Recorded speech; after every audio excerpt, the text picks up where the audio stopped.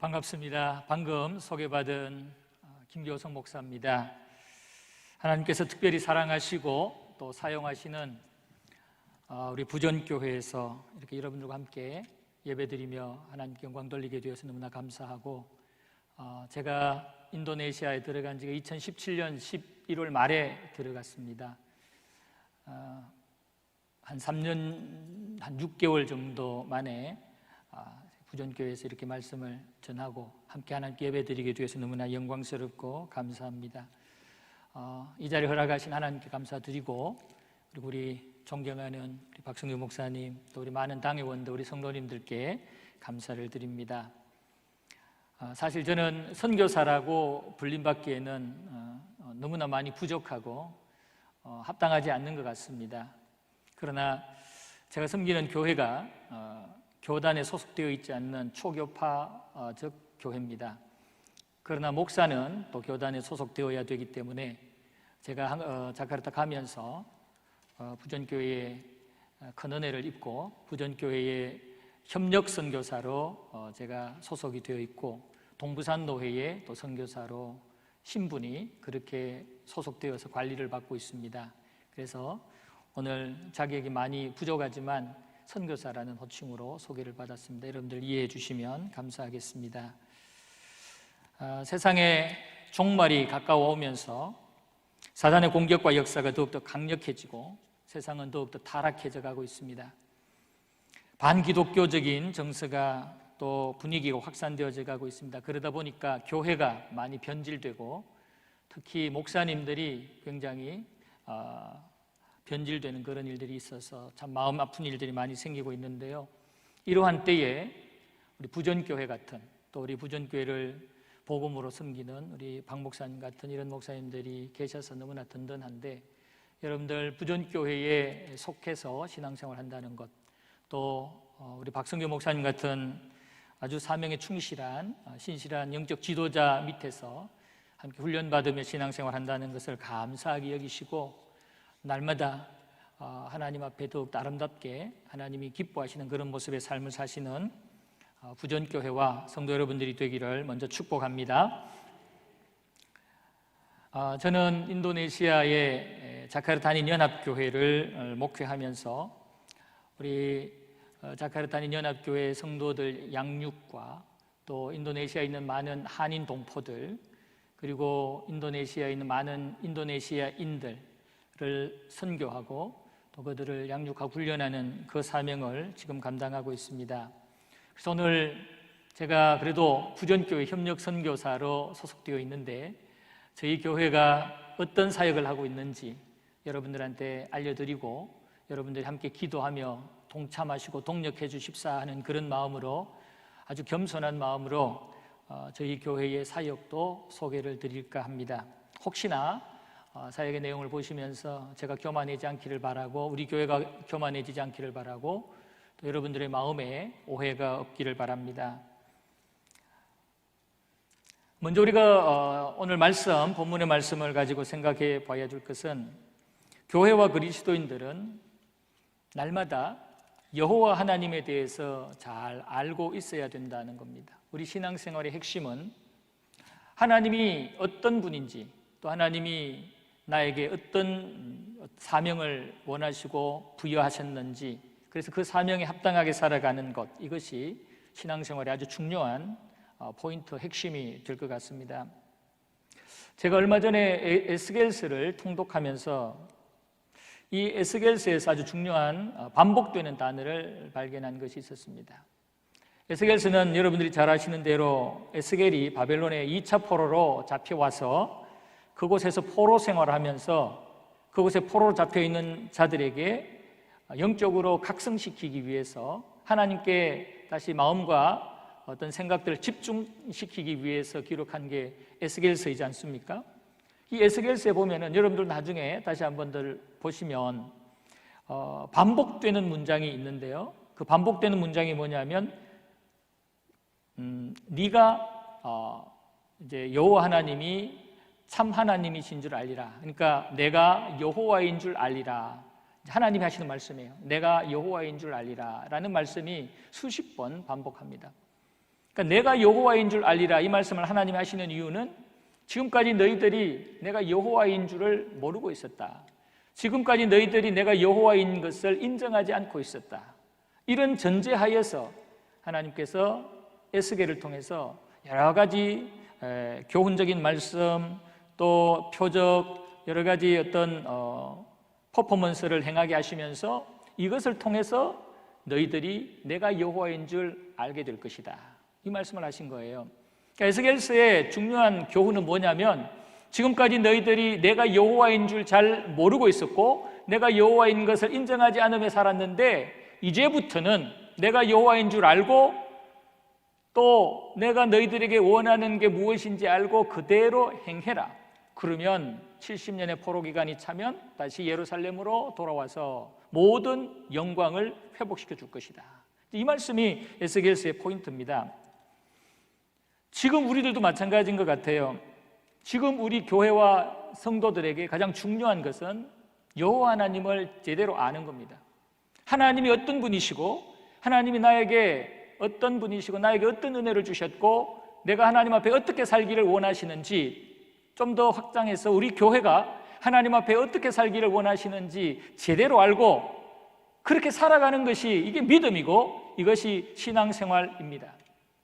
부전교회 또 우리 모든 성도님들 여러분들께서는 여호와 하나님이 어떤 하나님인지 여호와 하나님이 나에게 어떤 분이시고 어떤 은혜를 주셨고 나의 남은 이 땅에서의 삶을 어떻게 살기를 원하시고 우리 부전교회를 통해서 하나님이 어떤 사명을 감당하기를 원하시는지를 제대로 깨닫고 그 하나님이 원하시는 대로 살아가는 여호와 하나님을 잘 아는 교회, 여호와 하나님 앞에 잘 알고 순종하는 성도들이 되기를 축복합니다.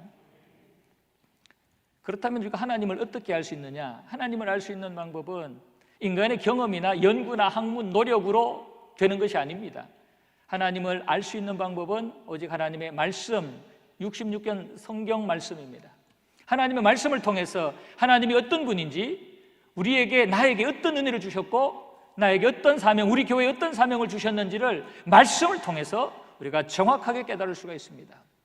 그래서 우리는 날마다 말씀을 묵상하면서 하나님이 어떤 분인지를 알고 그 하나님이 나와 우리 교회에 우리 가정에게 원하시는 그 사명을 감당할 수 있어야 됩니다.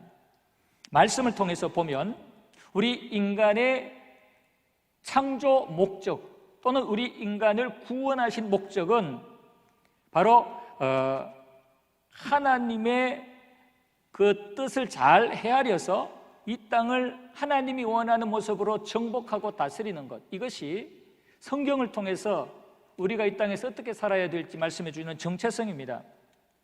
우리는 하나님 우리를 창조하신 목적, 하나님 우리를 구원하여 주신 그 목적, 즉 우리 인간의 구원받은 그리스도인의 정체성을 분명히 알아야 됩니다. 그래야 우리는 온전한 신앙생활을 할 수가 있는 것입니다.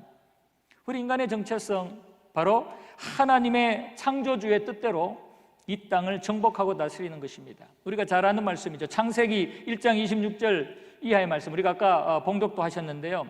거기 말씀을 보면 하나님께서 이 땅을 창조하실 때 마지막 6일째 되는 날에 다 창조하신 뒤에 마지막 인간을 창조하실 때에 하나님이 이렇게 말씀을 하십니다. 하나님이 이르시되 우리의 형상을 따라 우리의 모양대로 우리가 사람을 만들고 그들로 바다의 물고기와 하늘의 새와 가축과 온 땅과 땅에 기는 모든 것을 다스리게 하시고 하나님이 자기 형상 곧 하나님의 형상대로 사람을 창조하시되 남자와 여자를 창조하시고 그랬습니다. 분명히 여기 보면 하나님을 대신해서 이 땅의 모든 것들을 다스리게 하자, 이 목적으로 우리 인간들을 하나님의 형상을 따라 창조하셨다라고 말씀을 합니다. 하나님이 우리 인간을 창조하신 목적은 모든 피조물들을 하나님 대신해서 다스리게 하기 위한 하나님의 대리자로 창조하셨다는 것입니다. 그래서 하나님의 대리자로 창조하기 위해서는 하나님과 소통이 돼야 되고 하나님의 뜻과 계획과 마음을 잘 알아야 되니까 하나님과 소통하기 위해서 특별하게 하나님의 형상을 따라 창조하신 것입니다. 하나님의 형상을 따라 창조된 인간은 하나님과 소통하면서 하나님의 뜻을 알고 하나님의 계획을 알고 하나님이 어떻게 하면 기뻐하시는지를 알아요. 그러나 이 땅에 다른 어떤 피조물들도 하나님의 형상을 따라 창조된 피조물은 없습니다. 이 땅의 모든 피조물들은 다 하나님이 부여하신 그 창조적 원리와 본능에 따라 살게 되어 있습니다. 그러나 우리 인간만큼은 하나님의 뜻을 인격적으로 깨달을 수 있는, 하나님의 계획을 깨달을 수 있는 그런 존재로 만들었어요. 그래서 하나님이 이렇게 하셔야 기뻐하시겠지, 이렇게 하면 하나님의 뜻을 이루겠지, 이것을 깨달으면서 이 땅을 다스리도록 하신 것입니다. 하나님께서 우리 인간들을 다른 피조물들과 다르게 하나님의 형상을 따라 창조한 것은 하나님을 대신해서 하나님이 만들어 놓으신 이 땅의 모든 것들을 정복하고 다스리도록 하기 위함입니다. 이사야 43장 7절에 보면은 내 이름으로 불려지는 모든 자 곧 내가 내 영광을 위하여 창조한 자를 오게 하라. 그를 내가 지었고 그를 내가 만들었느니라. 하나님의 영광을 위해서 창조한 자를 오게 하라 그랬어요. 우리는 이 땅에서 하나님의 기뻐하시고 하나님께 영광이 되는 게 뭔지를 알고 그것에 맞는 삶을 사는 것, 이것이 우리의 정체성이라는 것입니다. 그러나 하나님이 이렇게 아담과 하와를 하나님의 뜻을 알고 하나님의 계획을 알고 하나님께 영광이 되도록 만드셨는데, 이 아담과 하와가 타락함으로 인해서 하나님의 뜻이 아닌 사단의 뜻에 순종하게 되었습니다. 우리가 잘 아는 대로 하나님은 아담과 하와에게 동산 모든 나무의 실과는 따먹되 동산 중앙에 있는 선악을 알게 하는 나무의 열매는 먹지 말라고 하셨습니다.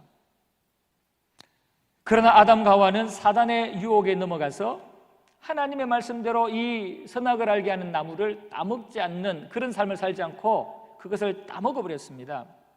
이것은 아담과 하와가 하나님의 말씀을 또 하나님을 더 신뢰하지를 못하고 이 사탄의 말을 더 믿고 신뢰하는 겁니다. 만약에 사탄이 아담 하와가 하나님을 더 신뢰했다면 사단에게 큰 소리 쳤을 겁니다. 하나님께서 저 선악을 알게 하는 나무만 먹지 말고 다른 건 다 먹게 했다. 그러니 얼마나 감사하냐. 그러니까 네가 아무리 유혹을 해도 나는 저 선악과를 따먹지 않을 거야. 하나님의 말씀대로 저것 외에 나는 다른 것으로 만족해 라고 했을 겁니다. 그러나 이 아담과 하와 마음속에는 이 사단의 교활한 질문에 넘어가서 이 선악과를 보는 순간 불만이 생기고 불평이 생기고 하나님의 말씀에 대한 신뢰가 떨어졌습니다. 하나님이 분명히 선악과를 따먹지 않아야 기뻐하고 선악과를 따먹지 않아야 하나님께 영광이 되고 하나님의 계획에 순종하는 것인데 그 모든 것들을 잃어버리고 사단의 말에 귀를 기울여서 그것을 따먹어버렸습니다. 이것은 결국은 아담과 하와가 하나님보다 사단의 말을 더 신뢰했다는 얘기입니다. 하나님이 주신 대로 사탄의 그 모든 유혹을 이기고 이 땅을 정복하는 그런 모습에 실패했다는 얘기입니다. 그러나 둘째 아담 되시는 예수님은 이 40일 동안 금식하고 난 뒤에 광야에서 마귀 사탄에게 3번 시험을 받을 때에 그 시험에 대해서 조금의 여지도 주지 않고 말씀으로 완전히 그 시험을 물리치죠. 첫째 아담, 하와 이들은 사단의 말에 넘어가서 하나님이 원하는 뜻대로 정복하지를 못했는데 둘째 아담 되시는 예수 그리스도께서는 단호하게 말씀으로 이 사단의 시험을 물리친 겁니다. 하나님은 이렇게 타락한 하나님보다 사탄의 말을 더 신뢰한 이 아담과 그 후손들 인류들 이들을 포기하지 아니하시고 이들에게 구원의 은혜를 베풀어 주셔서 이들로 하여금 다시 그리스도 안에서 이 땅을 정복하고 다스릴 수 있는 기회를 주셨습니다. 원래 창조된 아담과 하와에게 하나님은 형상을 따라 지으셔서 이 땅을 정복하고 다스리는 기회를 주셨는데 첫사람 아담과 하와는 실패했어요. 그래서 하나님 앞에 타락하고 범죄자가 되고 하나님의 영광을 가렸어요. 그런 인간을, 그런 인류를 하나님은 포기하고 그냥 버리지 아니하시고 구원의 길을 주셔서 다시 한번 구원의 은혜를 받은 자에게 첫사람 아담과 하와가 범죄하기 전에 받았던 그 명령, 이 땅을 정복하고 다스리는 그 명령을 예수 안에서 다시 할 수 있도록 기회를 주신 것입니다. 바로 오늘날 우리 교회와 그리스도인들이 예수님을 통해서 구원받은 그런 구원의 은혜를 입은 자로서 바로 이 두 번째, 다시 이 땅을 정복하고 다스릴 수 있는 이 은혜를 받은 자입니다. 오늘날 많은 교회와 성도들이 이 부분을 망각하고 있는 경우가 많아요. 우리는 예수 그리스도 안에서 잃었던 권세, 능력을 부여받아서 다시 이 땅을 정복하고 다스려서 하나님께 영광이 되고 하나님이 원하시고 계획하셨던 뜻을 이루어드려야 될 존재라는 사실을 깨달으셔야 됩니다. 예수님께서 저와 여러분들을 구원하시고 부전교회 공동체를 섬기게 하시고 자카르타 한인 연합교회를 섬기게 하시고 이 시대에 우리가 예수 이름을 부르짖게 한 그 목적, 그 이유가 무엇이라고 생각합니까? 여러분, 지금까지 여러분이 신앙생활하는 목적, 목표가 무엇이었습니까? 하나님이 왜 나를 구원해 주셨는지 좀 구체적으로 생각해 보셨습니까? 물론 우리 이 땅을 잠깐 살고 이 땅을 떠난 뒤에 천국 가기 위해서, 천국으로 우리를 인도하기 위해서 구원해 주셨지요. 그러나 그것은 나중의 일입니다. 지금 구원받은 우리들이 해야 할 일이 무엇인지, 지금 하나님이 우리에게 원하는 구원의 목적이 무엇인지 생각해 보셨습니까? 이제부터는 꼭 기억하시기를 바랍니다. 우리를 구원하신 목적, 우리를 교회 공동체로 묶어주신 목적은 예수의 이름으로 정복하여 다스려서 이 땅에 하나님의 영광 드러내고 이 땅에 잃었던 하나님의 백성들을 회복시키는 이 일이 우리 교회와 그리스도인들의 사명이고 정체성이라는 사실을 믿으시기를 바랍니다. 고린도후서 5장 15절 말씀에 보면은 그가 모든 사람을 대신하여 죽으심은 살아있는 자들로 하여금 다시는 그들 자신을 위하여 살지 않고 오직 그들을 대신하여 죽었다가 다시 살아나신 이를 위하여 살게 하려 함이라. 분명히 말씀하셨습니다. 우리를 대신하여 우리의 죄값을 십자가에서 치르시고 죽으시고 구원하여 주신 이유는 우리로 하여금 다시는 나 자신을 위하여 살지 않고 마귀 사단에게 종노릇하며 살지 않고 우리를 대신하여 죽었다가 살아나신 바로 예수 그리스도를 위하여 주님이 원하시는 그 뜻을 이루기 위하여 살게 하려 하심이라고 분명히 말씀을 하셨습니다. 주님이 무엇을 원하실까요? 주님이 구원받은 우리 그리스도인 개개인과 교회들에게 무엇을 원하실까요? 주님이 기뻐하시는 일이 무엇일까요? 이것은 주님이 이 땅을 떠나시기 직전에 하신 그 명령과 말씀을 통해서 우리가 깨달을 수 있습니다. 우리가 읽었죠. 마태복음 28장 18절 이하의 말씀을 쭉 보시면 예수님이 마지막 이 땅을 떠나시기 전에 하시는 말씀이에요.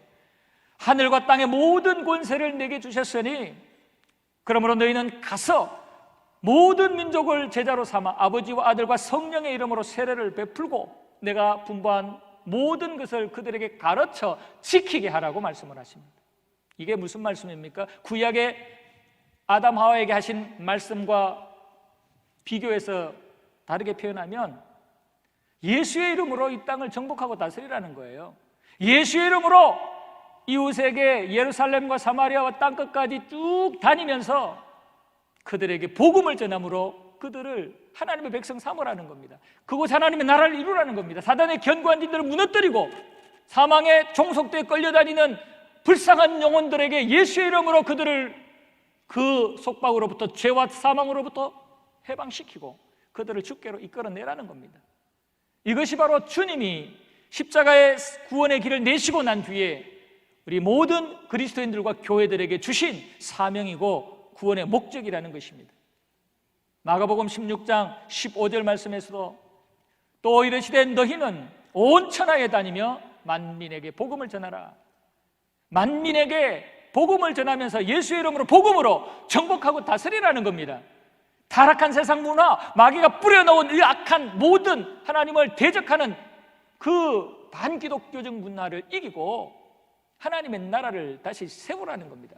모든 분야에 하나님의 창조 원리와 질서를 세우고 하나님의 거룩한 뜻을 이루는 일에 최선을 다하라는 그 말씀인 것입니다. 우리는 하나님이 우리에게 무엇을 원하시는지 하나님의 살아계심을 우리가 분명히 알고 그 하나님의 뜻대로 이제는 예수의 이름으로 이 땅을 정복하고 다스릴 수 있는 그러한 자가 되어야 할 줄로 믿습니다. 하나님의 살아계심에 증인되고 예수 그리스도가 우리의 유일한 구원의 길이 되심을 증언하면서 마귀 사단에게 종속되어 있는 많은 영혼들을 우리는 주께로 이끌어내야 되는 겁니다. 하나님이 우리의 창조주, 구원자, 인도자, 주권자 되심의 증인이 되어야 되는 겁니다. 구약 시대에 하나님이 이스라엘 백성들을 선택하신 이유가 뭔지 아시잖아요. 그들 그냥 잘 먹고 잘 살도록 이 땅에서 부귀영화 누리도록 특별한 큰 민족을 이루어서 그냥 큰소리치며 살도록 하기 위해서 선택한 거 아니에요. 이스라엘 민족을 선택하신 이유는 모든 민족과 열방들에게 여호와 하나님의 살아계심을 증거하고 하나님이 만왕의 왕이 되시고 만군의 주가 되신다는 것을 증언하고 보여주고 증인되게 하기 위해서 택했습니다. 이사야 43장 12절 보면은 내가 알려주었으며 구원하였으며 보였고 너희 중에 다른 신이 없었나니 그러므로 너희는 나의 증인이요 나는 하나님이니라 여호와의 말씀이니라. 하나님이 이 이스라엘 백성들에게 많은 은혜와 기적을 베풀어 주신 것은 그것을 보고 그것을 아직도 믿지 않고 인정하지 않는 많은 사람들에게 증언하라고. 여호와 하나님이 참신이고 여호와 하나님이 유일한 창조주시고 우리의 통치자이심을 알고 그 하나님을 섬기는 여호와 하나님의 증인이 되라고 이스라엘 백성들이 이런 은혜를 주셨다는 거예요. 이것은 오늘 우리 신약 시대의 교회와 성도들에게도 마찬가지예요. 하나님이 저와 여러분들을 구원하시고 택하신 이유는 예수 그리스도가 우리의 복음의, 우리의 구원의 핵심이 되고 유일한 길이 되심을 증언하고 증인이 되게 하기 위해서 이 사명 주셨어요. 따라서 우리는 하나님 우리에게 주신 건강, 시간, 은사, 물질 모든 것들을 가지고 이제는 이 땅에 예수의 이름을 증거하면서 많은 영혼들이 아직도 하나님을 인정하지 못하고 있고 예수님을 통하여 구원을 받지 못한 그들을 구원받게 만드는, 그래서 이 땅을 예수의 이름으로 정복하고 다스리는 이 사명을 감당해야 되는 것입니다. 부전교회가 지금 이 사명을 잘 감당하고 있는 줄 알아요. 앞으로도 주님 오시는 그날까지 예수의 이름으로 이 땅을 정복하고 다스리는 교회가 되고 성도님들이 되기를 주님의 이름으로 축복합니다. 아멘. 자, 그렇다면 우리가 이렇게 예수님의 이름으로 이 땅을 정복하고 다스리는 사명을 감당하기 위해서 세계의 영적 상황도, 세계가 지금 영적으로 어떤 상황인지를 우리가 통찰할 필요가 있습니다. 그것을 머릿속에, 가슴속에 담아둘 필요가 있습니다. 그래서 첫 번째, 우리가 이 땅을 예수 이름으로 정복하고 다스리기 위해서는 이 땅의 영적 상황을 잘 파악하고 있어야 됩니다. 여러분들에게 유인물을 나누어 드렸는데요, 이 유인물의 내용을 제가 다 설명은 드리진 못하겠지만 나중에 집에 가서 쫙 살펴보시면 이 땅의 현재 영적 상황들을 한눈에 볼 수 있고 또 마음에 담을 수 있을 겁니다. 중간중간에 필요한 부분만 제가 말씀을 드리도록 하겠습니다. 먼저 세계 종교 분포 현황 3페이지에 그 내용을 보시면 중간에 있는 세계 지도에 아주 컬러풀하게 이렇게 인쇄가 되어 있는데요, 여기에서 눈여겨봐야 될 것은 녹색입니다. 녹색. 가운데 있는 아프리카죠. 가운데 있는 아프리카 북부 지역에 보면, 그리고 중동 지역에 보면은 녹색으로 진하게 표시가 되어 있습니다. 이 녹색은 이슬람 국가입니다. 이슬람 세력, 그 국가의 종교가, 주 종교의 어떤 분포가 이슬람이라고 생각하시면 됩니다. 그리고 오른쪽 아래쪽에 보면은 또 초록색이 있습니다. 초록색, 섬나라인데 초록색 이렇게 한 대여섯 군데 이렇게 뚝뚝뚝 섬으로 찍혀 있는 데가 있는데요, 여기가 바로 인도네시아입니다. 여러분들 중에 혹시 인도와 인도네시아를 동일하게 생각하시는 분이 있을지 모르겠습니다만은 인도와 인도네시아는 완전히 다릅니다. 다른 나라입니다.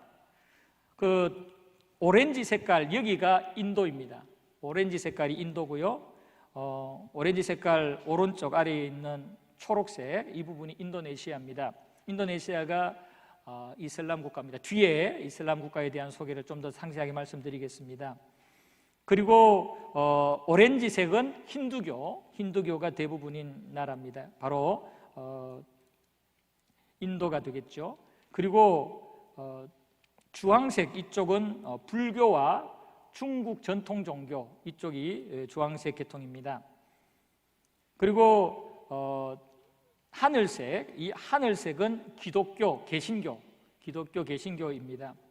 그래서 미국이나 또 아프리카 남쪽이 기독교 국가들이라고 볼 수가 있습니다. 그리고 보라 색깔로 되어 있는 이 보라 색깔은 천주교, 이 가톨릭 천주교 국가입니다. 그러니까 우리 개신교와 천주교를 분리해서 지금 이 세계 종교 분포 현황에는 표현을 했습니다. 그래서 이 내용을 쭉 보시면 아메리카 남쪽 이쪽은 대부분이 천주교 국가고, 또 미국 이쪽은 기독교 국가고, 아프리카가 북쪽은 이슬람 쪽이고, 남쪽은 기독교고, 그리고 중간은 가톨릭이구나, 뭐 이런 것들 알게 되겠죠. 그리고 제일 북쪽에 보면은, 위쪽에 보면은 분홍색 비슷한 이 색깔이 있는데, 이것은 정교입니다. 정교, 러시아 정교, 동방 정교, 이 종교입니다. 전체적으로 이렇게 세 개가, 이쪽 지역은 이 종교가 강하고 저쪽 지역은 저 종교가 강하고, 이렇게 품고 있어야 됩니다. 우리의 꿈은 뭐겠습니까? 하나님의 계획과 뜻은 무엇이겠습니까? 전체가 파랗게 되는 겁니다. 이 전 세계가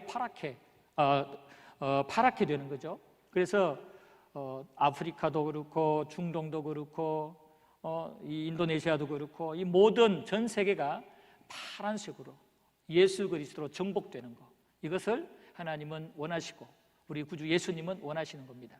그래서 저와 여러분들은 이제 이 전 세계 지도가 파란색이 될 그것을 꿈꾸고, 그것을 비전으로 삼고 하나님 앞에 기도하고 기회 주실 때마다 헌신해야 되겠습니다.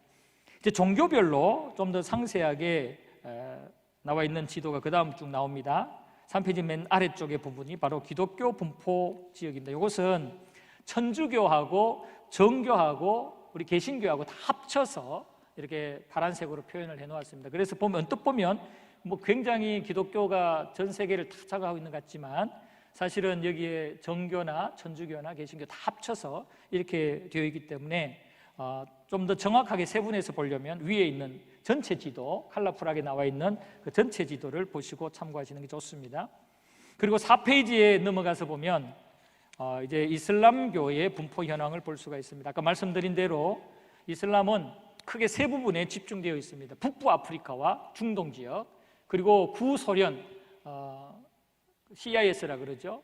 끝에 스탄자 붙은 나라는 대부분 이슬람 국가입니다. 우즈베키스탄, 카자흐스탄, 키르기스탄, 또 뭐 파키스탄, 아프가니스탄, 끝에 스탄자가 붙은 이런 나라들은 대부분 이슬람 국가인데요. 바로 중동과 그 중동 북쪽에 있는, 그리고 인도네시아, 그래서 크게 세 지역, 북부 아프리카와 중동, 그리고 구소련권, 그리고 인도네시아, 이 세 곳이 지금 이슬람 강성 지역입니다. 거기 이슬람 분포 국가별 현황을 제가 좀 뽑아서 알려드렸는데, 보시면요, 아프가니스탄은 이슬람, 이 무슬림이 99.7%입니다. 거의 100%라고 해도 과언이 아닙니다. 튀니지는 99.5%, 이란 99.4%, 아제르바이잔 99%, 예멘 99%, 모리타니 뭐 99%, 99%예요. 엄청나죠? 그리고 빨간색으로 제가 인도네시아도 표현을 했는데, 인도네시아는 88.2%, 약 88%입니다. 그러니까 이슬람이 지금 말씀드렸던 북부 아프리카나 중동이나 구소련이나 또는 인도네시아에 거의 80~90%로 장악하고 있습니다. 그리고 4페이지 맨 아래는 불교입니다. 불교 분포 현황 보시면, 불교는 아주 이 중국과 몽골 이쪽 지역으로 잡혀 있고, 특히 동남아 쪽에 불교가 많이 집중되어 있다는 것을 봅니다. 캄보디아가 96%, 태국이 93%, 미얀마가 80%, 부탄이 74%, 스리랑카 69%, 뭐 이런 식으로, 그래서 동남아 중심으로 불교권이 형성되어 있는데, 전체적으로 보면 불교는 그렇게 지금 왕성하게 확산되지를 못하고 있어요. 그러나 이슬람은 굉장히 무섭게 확장되고 있다는 걸 알 수 있습니다. 그리고 5페이지에 보면은 힌두교 분포 현황입니다. 힌두교 분포 현황에서 아까 말씀드린 대로 인도가 힌두교가 아주 중심적인 그런 역할을 하고 있습니다. 그래서 인도가 약 80%, 79.8% 인도가 힌두교고요. 네팔이 80% 정도 됩니다. 그래서 인도를 중심으로 한 그 지역이 힌두권을 형성하고 있는데, 사실 힌두교도 크게 지금 확산세를 가지고 있지는 못하고 있습니다. 그래서 중요 종교들의 현황들, 전체 세계 그림 속에서 또는 각 종교별로, 지역별로 이렇게 보시면서 이 지역은 이런 종교가, 저런 종교가, 결국은 우리 기독교 개신교 외에는 다 이게 악한 영, 마귀 사단이 장악하고 있다, 그렇게 생각하시고 우리는 집중적으로 기도해야 될 것입니다. 그리고 5페이지 맨 아래 보면은 종교별 대륙 분포 현황을 말씀드렸습니다. 개신교는 총 7억 9천만 명인데요, 7억 9천만 명이 주로 어디에 많이 분포되어 있느냐, 이제 이런 내용입니다. 보시면 아시아의 24%, 아프리카의 35%, 북아메리카의 14%, 유럽의 11%, 이런 식으로 우리 개신교가 주로 전 세계에서 어느 지역에 어느 정도 프로테이지로 분포되어 있느냐, 이제 이것을 참고하시면 됩니다. 천주교는 또 그 옆에 있습니다. 약 10억 되는 이 천주교 숫자의 그 분포도를 참고하시면 되고요. 그 다음에 6페이지 넘어가면 정교, 유대교, 이슬람교, 토속종교 쭉 있습니다. 이거 참고하시면 됩니다. 특히 이슬람교를 보시면 약 15억, 16억입니다. 이슬람 무슬림의 숫자가. 아시아의 47%, 아프리카의 27%, 유럽의 2%, 중동의 19%. 아까 말씀드린 대로 그렇게 분포되어 있죠. 그리고 대륙별로 종교 분포 현황이 7페이지에 있습니다. 전 세계의 종교 분포 프로테이지를 참고하시면 되겠고요. 아시아 지역에 세계 주요 종교가 어떤 식으로 분포되어 있느냐, 우리 아시아에 제일 많은 종교가 뭐냐면 힌두교입니다. 힌두교가 인도의 네팔의 그 중심으로 이렇게 되어 있는데, 워낙 인도의 숫자가 많다 보니까 숫자로 따지니까 아시아에 힌두교가 제일 많아요. 그 다음에 이슬람교가 많고요. 그 다음이 무종교, 그 다음이 불교, 이런 순입니다. 개신교는 아시아의 5% 정도밖에 안 됩니다. 이런 식으로 각 유럽에 있는 종교들을 여러분들이 한번 살펴보시면 전체 세계의 영적 상황도를 아주 일목요연하게 정리를 할 수 있을 것입니다. 그리고 8페이지에는 남아메리카, 오세아니아, 독립국가연합과 중동 지역의 종교 현황 프로테이지를 말씀드렸습니다. 이 내용들을 나중에 집에 가셔서 잘 살펴보시면 아주 중요한 그런 자료가 되고, 앞으로 예수의 이름으로 정복하고 다스리는 그 일에 기도 제목도 생기고, 구체적으로 내가 어떤 일을 해야 될지 어떤 사명감도 더욱더 강력하게 생기리라 확신합니다. 그래서 우리가 예수의 이름으로 정복하고 다스리기 위해서는 제일 먼저 우리는 세계의 영적 상황도를 머릿속에, 가슴속에 그려야 된다, 이 말씀을 드립니다. 자, 이렇게 세계의 영적 상황도를 그린 뒤에 그 다음에 우리가 생각해야 될 것은 우리 한국교회의 역할입니다. 한국교회의 역할. 하나님께서 극심한 가난과 전쟁의 잿더미 속에서 한강의 기적이라는 이 은혜를 주시면서 한국교회를 기적 같은 부흥의 은혜를 부어주신 이유가 무엇인가? 한국교회의 사명에 대해서 한번 생각해야 되는데, 바로 한국교회는 주님 오실 때까지 제사장적 사명을 감당하는, 선교적 사명을 감당하는 교회가 되어야 됩니다. 그런 민족이 되어야 됩니다. 5페이지에 보면은 9페이지에 보면은 우리 한국교회가 지금 현재 2019년 12월 현재 세계에 얼마나 많은 선교사를 파송하고 있는지 통계를 제시를 해드렸습니다. 171개국에 28,039명. 요 통계의 어떤 근거 자료는 KWMA 세계 선교협의회, 한국 세계 선교협의회 자료를 근거로 했을 때 171개국에 28,039명이 2019년 12월 현재 파송되었습니다. 한국에서 파송한 선교사님들입니다. 거기 연도별 파송 선교사 현황을 쭉 보시면 2006년부터 2019년까지 쭉 말씀드렸는데 계속 늘어나고 있습니다. 줄지 않았어요. 다만 몇십 명이라도 계속해서 늘어나고 있습니다. 한국 교회가 어렵지만 선교사님들은 계속해서 많이 파송하고 있다는 그러한 증거죠. 전체 이중 실제, 이게 무슨 말이냐면은 지금 요 선교사님들 숫자를 파악한 것은 선교단체에서 파송한 숫자와 우리 교단, 우리 교회들에 소속되어 있는 교단에 소속되어 있는 선교사님들을 이렇게 나누어서 이렇게 숫자를 파악했는데, 여기도 속하고 저기도 속하고 두 군데 다 속한 사람들을 이중으로 이렇게 표현을 했어요. 그러니까 이중 숫자를 빼야 되겠죠. 전체 숫자에서 이중 숫자를 빼면 실제적으로 파송된 선교사 숫자가 나옵니다. 그래서 2019년 현재 실제로 파송된 선교사가 28,039명이라는 겁니다. 그리고 이 28,039명의 연령을 한번 보았더니, 연령대를 보았더니 20대, 30대 이렇게 쭉 해서 60대까지 보았더니 골고루 적당하게 분포가 되어 있어요. 이쪽으로 쏠리거나 저쪽으로 쏠리지 않고. 그러니까 한국교회가 얼마나 참 하나님 앞에 큰 은혜를 입고 그 은혜에 합당하게 사명을 감당하고 있는지를 이 통계를 보면 알 수 있어요. 전 세대가 20대부터 시작해서 60대까지 전 세대가 골고루 세계 곳곳에 예수의 이름을 들고 들어가 있다라는 겁니다. 사역의 그 내용들도 보면은 9페이지 보면 교회 개척, 현지인 선교 훈련 사역, 복지 개발 사역, 캠퍼스 사역, 일반 교육 사역, 이 사역이 골고루 한쪽으로 편협되어 있지 않고 적당하게 이렇게 잘 사역의 내용도 적절하게 잘 균형 있게 진행되어지고 있다는 것을 알 수 있습니다.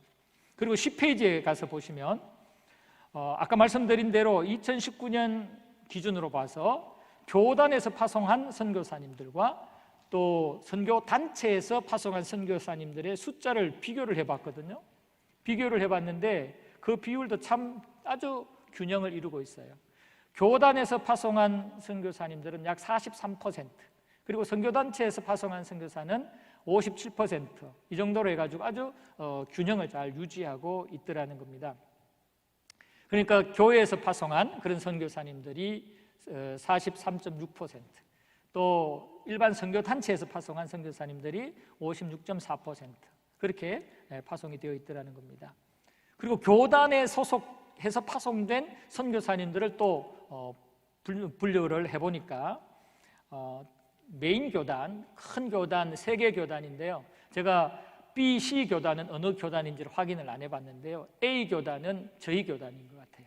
왜냐하면 이 파송 숫자를 보니까 당시 우리 교단에서 파송한 숫자와 지금 A 교단 숫자가 거의 비슷해요. 그래서 A 교단이 바로 우리 대한예수교회 장로회 합동측 GMS에 소속되어서 파송된 선교사 숫자인 것 같아요. 그래서 교단별로 파송 현황을 보셔도 아주 3개 교단이 아주 강력하게 선교적인 열정을 가지고 선교사님들을 파송했고, 그 중에서도 선두그룹을 이루고 있는 교단이 바로 우리 합동측 교단이라는 것을 알 수가 있습니다. 그래서 우리 한국교회와 우리 한국 그리스도인들이 어떤 사명을 감당해야 되느냐, 바로 이 예수의 이름으로 땅끝까지 복음을 들고 정복하는 이것을 감당해야 되는데 지금까지 이렇게 잘 감당하고 있습니다. 그러나 앞으로가 문제죠. 지금까지 이렇게 잘했는데 앞으로 지금 코로나와 또 여러 가지 돌발적인 상황들, 변수들이 생기면 우리가 타협도 될 수 있고 두려워 포기하게도 될 수 있고 뭐 여러 가지 상황들이 생겨서 주춤할 수 있거든요. 주춤하면 안 돼요. 아무리 이 땅의 상황이 힘들고 어려워도 마귀 사단의 회방과 공격이 강력하게 거칠게 일어나도 우리는 예수 이름으로 정복하고 다스리는 이 사명, 한국교회 이 사명, 우리 그리스도인들의 이 사명을 계속해서 끝까지 잘 감당해야 되는 겁니다. 부전교회 성도 여러분, 힘내시기를 바랍니다. 우리 한국교회 사명을 부전교회가 주도적으로 감당해 주시기를 바랍니다. 자, 그렇다면 한국교회가 이제 앞장서야 되는데 앞으로 우리가 이 예수의 이름으로 정복하고 다스리는 이 영적 상황들에서 중요한 어떤 상황을 우리가 하나 깨달아야 되는데 그게 뭐냐면은 앞으로의 이 땅의 영적 상황은 기독교와 이슬람과의 영적 싸움이다. 다른 뭐 불교나 또는 힌두교나 뭐 이쪽은 상대적으로 좀 약해요. 그러나 이슬람은 굉장히 강력하게 마귀 사단이 아주 강력하게 들고 사용하는 그런 마귀 사단의 무기이기 때문에 앞으로 이 이슬람을 정복하지 않으면, 이슬람을 다스리지 못하면, 이기지 못하면 복음은 주춤할 수밖에 없고 이 복음의 세력은 침체될 수밖에 없어요. 그래서 앞으로 미래의 이 영적 상황은 기독교와 이 이슬람과의 영적 전쟁이라는 겁니다. 아까 말씀드린 대로 이슬람교 분포 현황 보셨잖아요. 이 이슬람교 분포 현황 보시면 그 북부 아프리카와 중동이나 CIS나 이쪽은 대부분 어디와 연결되어 있냐면은 기독교 확장 지역과 연결되어 있습니다. 특히 아프리카 이 중부권은요, 아프리카 중부권은 북쪽에서 이슬람이 확장되려고 그러죠. 남쪽에서는 이 기독교가 선교하면서 또 확장되려고 그러죠. 하니까 치열한 영적 싸움이 벌어지고 있는 데가 대표적으로 이 중앙 아프리카입니다. 그래서 중앙 아프리카는 아주 영적 싸움이 치열합니다. 그리고 중동이라든지 이 CIS 이쪽 근접해 있는 나라들 그쪽에도 아주 영적 싸움이 치열합니다. 앞으로 영적 싸움의 그 핵심은 이슬람을 이기느냐, 정복하느냐, 이 이슬람을 예수 이름으로 이기고 정복하느냐, 실패하느냐, 이것이 중요한 요소입니다. 그래서 우리는 이슬람에 대해서 우리가 좀 정확하게 알고 이슬람을 정복할 수 있는 그런 준비들을 해야 됩니다. 여러분이 이슬람에 대해 잘 아시는 분도 계시겠지만 간단하게 이슬람에 대한 동영상을 하나 보시면 짧은 시간에 이슬람을 이해하기가 쉬울 것 같아요. 한번 보시기를 바랍니다.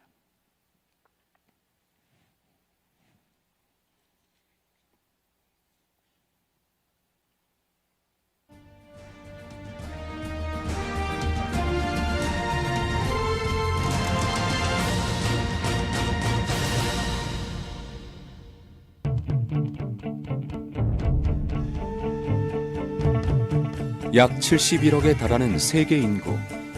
그 수많은 사람만큼 지구상에는 다양한 종교가 있습니다. 그 중에서도 가장 빠르게 성장하고 있는 종교는 이슬람교입니다. 전 세계 인구의 20%인 16억 명이 믿고 있는 세계 최대 단일 종교 이슬람에 대해 여러분은 얼마나 알고 있나요? 현재 무슬림 인구는 이민과 높은 출산율, 적극적인 포교 활동으로 확장되고 있습니다. 유럽에 거주하는 무슬림은 전체 인구의 약 5%인데 유럽의 개신교 인구가 4.2%라는 것과 비교하면 놀라운 성장입니다. 이슬람교는 7세기 예언자 무함마드를 통해 시작된 종교로 이슬람의 뜻은 복종을 말합니다. 이슬람교를 믿는 사람을 무슬림이라고 하며 이슬람교의 경전은 꾸란으로 무함마드가 천사 가브리엘로부터 계시를 받아 기록했다고 주장합니다. 무슬림은 반드시 행해야 하는 5가지 의무가 있습니다. 알라 외에는 신이 없으며 무함마드는 알라의 메신저다라는 신앙 고백 샤하다. 하루에 5번씩 기도하는 살라트. 1년에 한 달간 금식하는 라마단. 가난한 사람을 돕는 자선행위 자카트. 평생에 한 번 사우디아라비아 메카를 순례하는 하지입니다. 그렇다면 이슬람과 기독교는 어떤 차이가 있을까요? 꾸란에서는 예수님의 신성을 부인하고 알라가 보낸 예언자라 하며 기독교 신앙의 핵심인 삼위일체를 부인합니다. 구원은 오직 예수 그리스도께 있다는 기독교와 달리 이슬람의 구원은 알라의 의지로 결정되며 선행을 통해 천국에 갈 수 있다고 주장합니다. 우리는 왜 무슬림들을 위해 기도해야 할까요? 하나님이 세상을 이처럼 사랑하사 독생자를 주셨으니 이는 그를 믿는 자마다 멸망하지 않고 영생을 얻게 하려 하심이라. 하나님은 우리의 기도를 통해 무슬림들을 구원하기 원하십니다.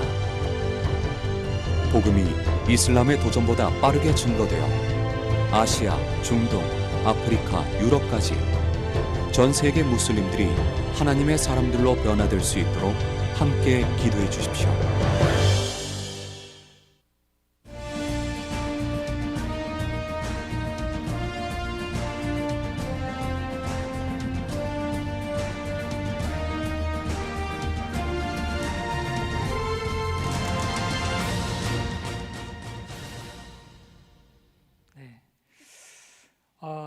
지금 이슬람이 강력하게 일어나서 유럽은 이슬람이 개신교를 기독교를 추월했습니다.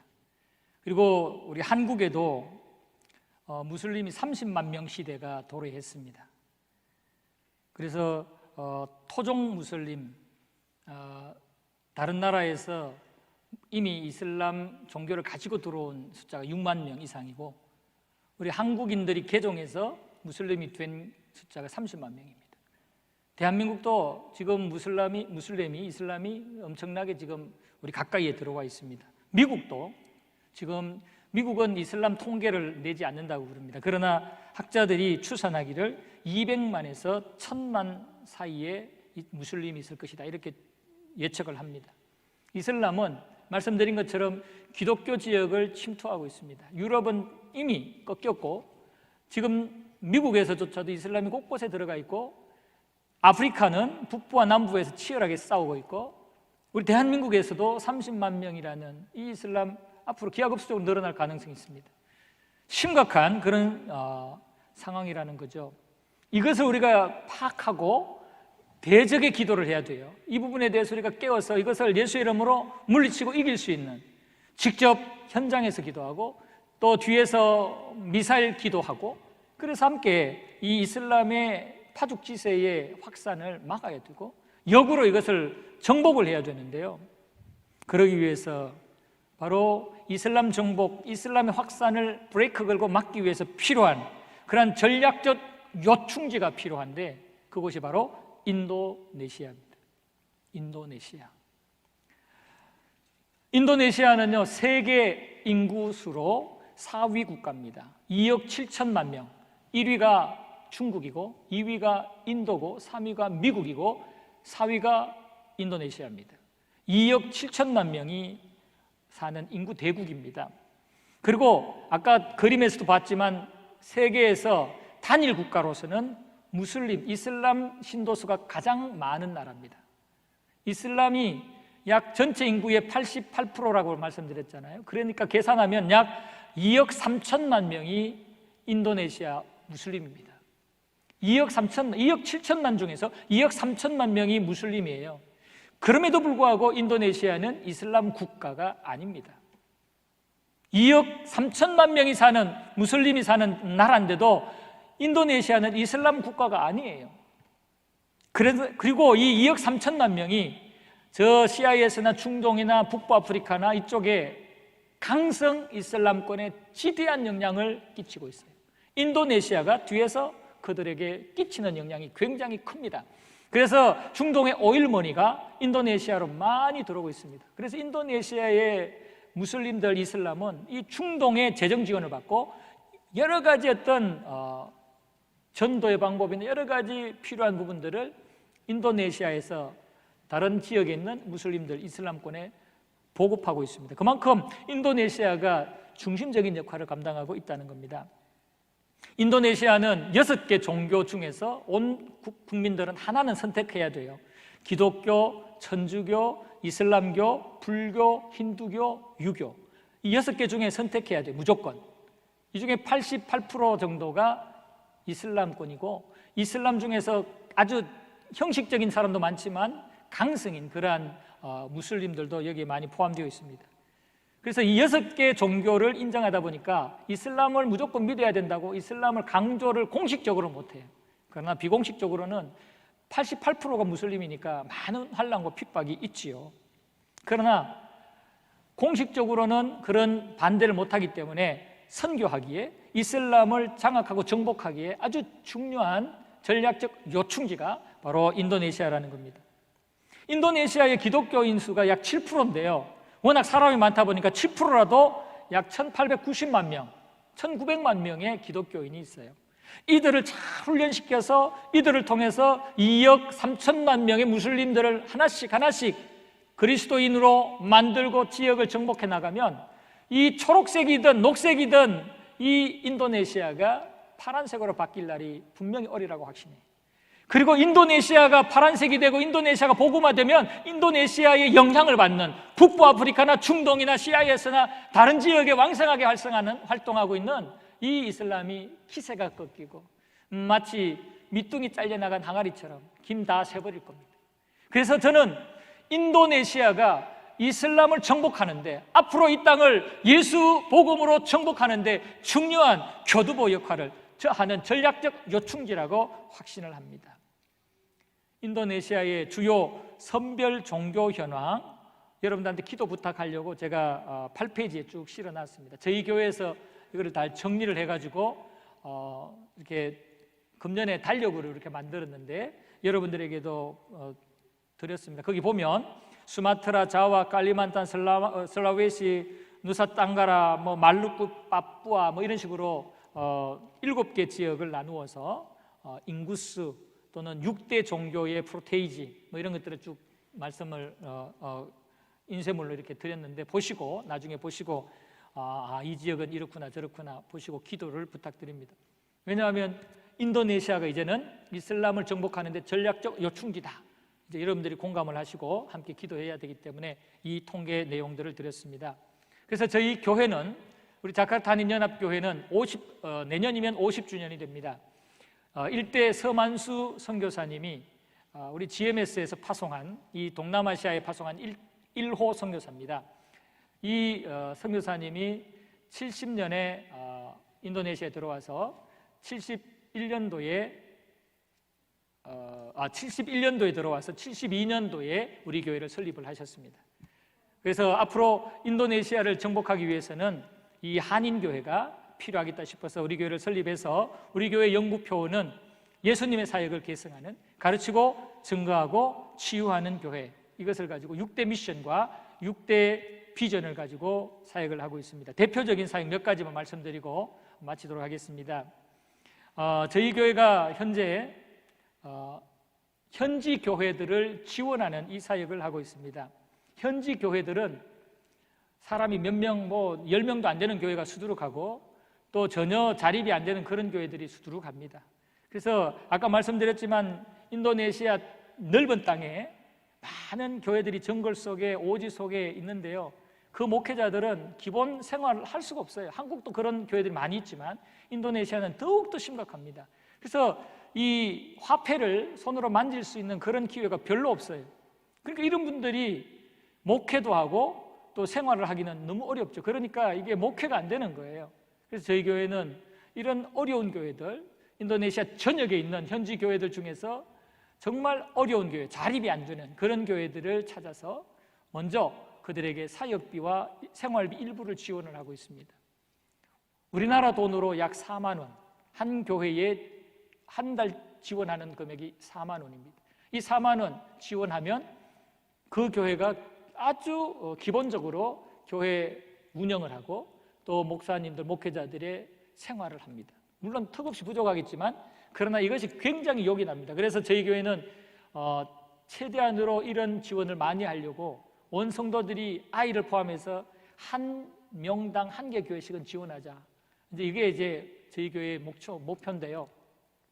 지금 현재는 한 350개 정도 교회, 여기 보면 현재 352개 교회를 지원하고 있다고 통계 자료를 드렸습니다. 수마트라 지역에 58개 교회, 자바에 165, 이렇게 선별로 이렇게 이 교회들에게 일단 사역비를 지원을 했어요. 이분들이 목회자들이 목회를 포기하지 않도록 그렇게 이들에게 사역비를 지원하면서 이들이 선교에 목회에 전념할 수 있도록 그렇게 하고 있습니다. 앞으로 우리 부전교회도 이 사역에 함께 동력을 해주셨으면 좋겠고요. 그리고 또 하나는 이 우리가 지원하는 교회들, 이 지원하는 교회들의 목사님들을 1년에 한 차례씩 모아서 사역자 컨퍼런스를 합니다. 이들에게 목회에 대한 좋은 정보나 자료도 제공을 하고 많이 지치고 힘들어하는 이들에게 위로하고 격려도 하고 자기들끼리 교제도 하게 하고 또 의료 사역을 해서 이들을 약한 부분들을 치료를 해주고 약을 보급을 하거나 이런 사역들을 합니다. 3년 좀 전에 제 위임식 할 때 우리 박 목사님 오셔가지고 위임식 인도도 해주셨고 그때 사역자 컨퍼런스 하는 것도 한번 보셨어요. 정말 인도네시아 목회자들 열정 대단합니다. 이분들이요 컨퍼런스에 참여하기 위해서 12시간씩 15시간씩 차 타고 와가지고 와서 얼마나 자기들끼리 같이 기뻐하며 교제하고 그 시간을 정말 송이꿀과 같이 단맛을 느끼면서 시간을 보내는데 정말 너무너무 안타깝고 불쌍하고 귀하고 그래요. 이것을 1년에 한 번씩 지역마다 워낙 넓으니까 지역마다 하나씩 정해서 그곳에 모이게 해가지고 한 4-5곳씩 모여서 컨퍼런스를 합니다.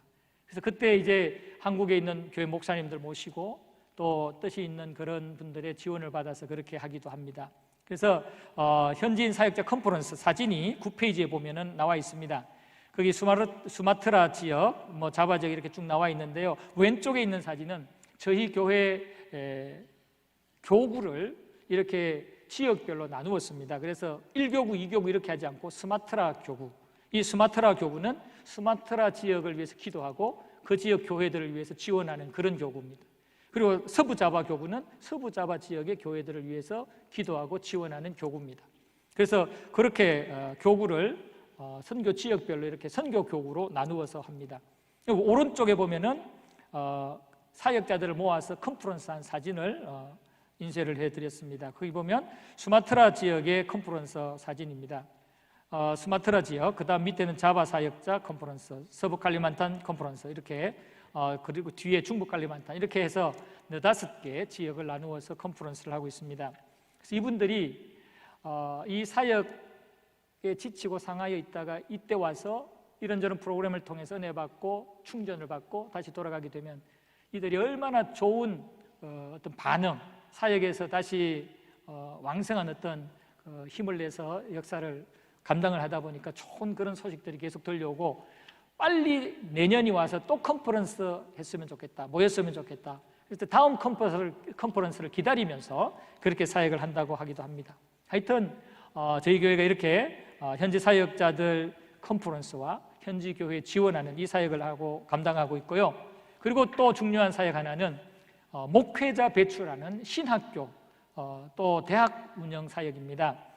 스틴 신학교라고 정식 문교부에 등록되어 있는 신학교를 운영합니다. 여기서 배출된 학생들이 목사가 되고 종교 교사가 되고 이들을 하여금 이제 교회 개척을 하게 되고 기존 교회의 후임으로 들어가서 사역을 하게 되고 그래서 이들이 나아가서 인도네시아 전역에 흩어져서 교회를 건축하고 교회를 세우면서 복음의 확장에 앞장서는 그런 사역을 하게 됩니다. 이제 동영상 두 번째 하나 보겠는데요. 바로 스틴 신학교 사역자 출신 사역자의 사역과 스틴 신학생들의 모습을 잠깐 한번 보시겠습니다. 스틴 신학교는 지금까지 243명의 졸업생을 배출하였습니다. 그들은 수마트라, 슬라웨시, 파푸아, 자바 등 인도네시아 곳곳에 파송되어 교회와 지역사회를 위해 힘쓰고 있습니다. 스틴 신학교는 지금에 만족하지 않고 현재 학사 과정의 신학과에 더해 기독교 교육학 전공 과정과 대학원 과정을 준비하고 있습니다. 인도네시아 땅에 그리스도의 계절이 오기까지 스틴 신학교의 발걸음은 멈추지 않을 것입니다.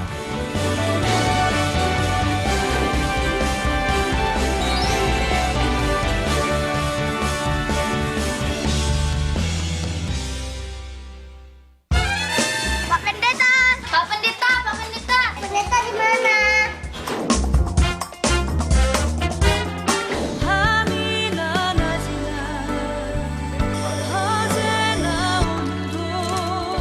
Shalom, perkenalkan nama saya Lamhot Situmorang dan di Wisuda 2008. Saya angkat Shalom. Puji Tuhan, kaum Bapa yang dikasihi Tuhan. Surga, bila ranting itu nggak bisa Bapak baca semua. Yohanes ya. Kurang lebih 8 tahun saya masih tetap Bapak itu melayani kami, gembala sidang kami di Bogor.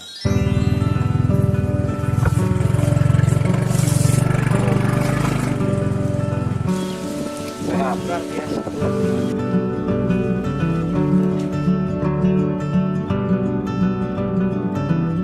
Salam.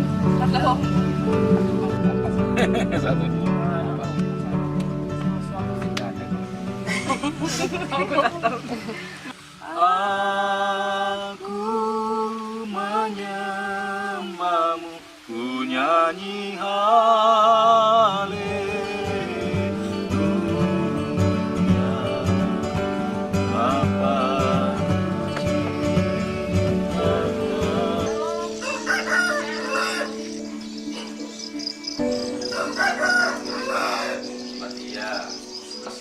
bersama dengan saudara kami Fran.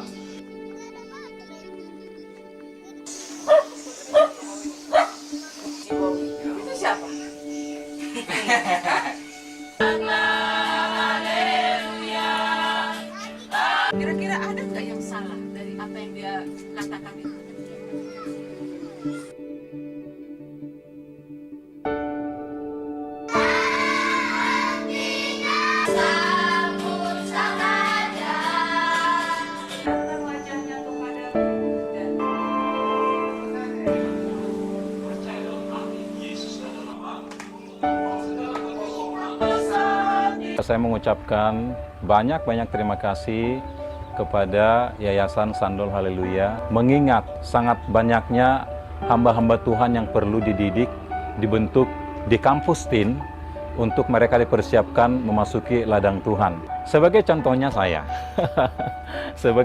saya, saya sudah merasakan itu, dan inilah buah daripada hasil yang Bapak Ibu support, ya, dukung melalui apa yang sudah Bapak Ibu berikan kepada STIN selama ini. Tentunya saya yakin juga mahasiswa STIN yang lain yang sudah selesai, bahkan yang sekarang masih sedang belajar di sini, saya yakin mereka dipanggil Tuhan untuk melayani umat Tuhan yang ada di Indonesia.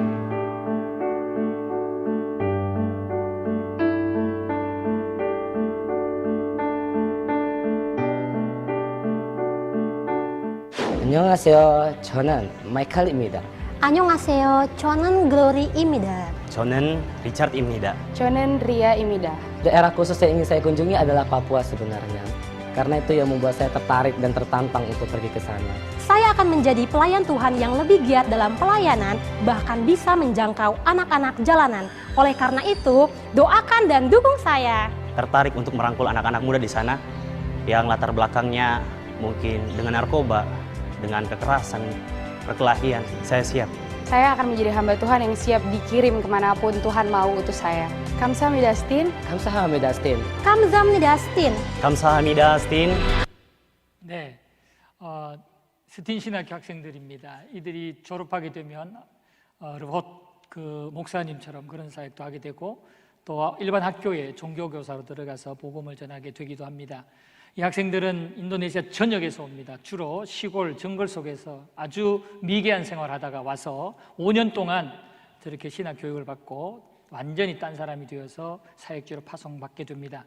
이들에게 저 교복까지도 건강검진까지도 모든 것을 교회에서 다 지원을 해서 완전히 하나님의 그 사역자로 변신시키는 그 사역을 저희들이 감당을 하고 있습니다.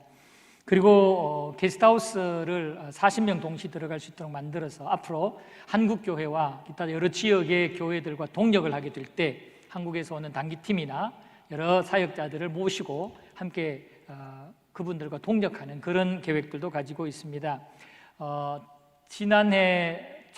지지난해에는 부산 극동방송 권사합창단 40여 명이 오셔가지고 함께 귀한 사역을 동역한 적도 있습니다. 제가 좀 시간을 너무 길게 잡은 것 같은데요. 죄송합니다. 어쨌든 우리가 예수의 이름으로 이 땅을 정복하고 다스려야 되는데 그러기 위해서는 이슬람을 장악하셔야 된다고 생각합니다. 그 이슬람을 장악하는 일에 우리 인도네시아 중요한 전략지고 인도네시아에 자카르타 한인 연합교회가 있습니다.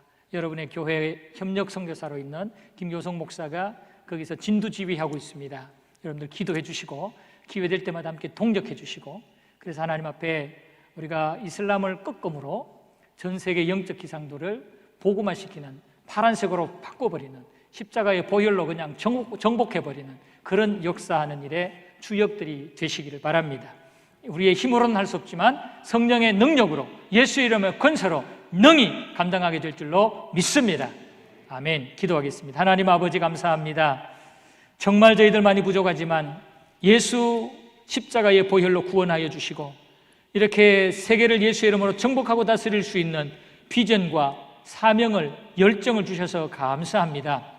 이제는 전 세계를 가슴에 품고 이제는 예수의 이름으로 어떠한 곳도 정복하고 다스려서 하나님의 거룩한 뜻을 이루고 하나님의 나라를 세워가는 우리 모두가 되게 하여 주시고 우리 부전교회를 하나님 이 시대에 사용하여 주시옵소서. 전 세계에 앞장서서 복음의 역사를 이루는 주역이 되게 하여 주시옵소서. 예수님의 이름으로 기도드리옵나이다. 아멘.